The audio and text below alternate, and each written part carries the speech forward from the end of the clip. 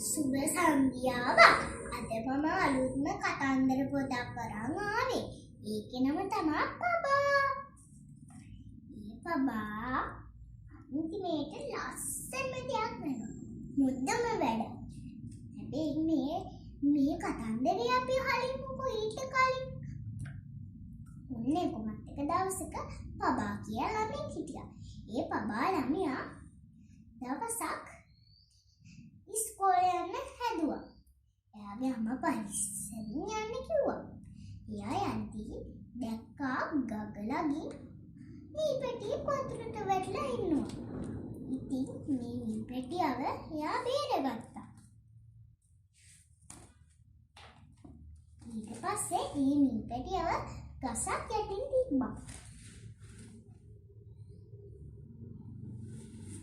ඊට පස්සේ මේ පෙට්ටියව ඒ ගසක් යටින් තියලා ඉස්කෝලේ යන්න හැදුවා.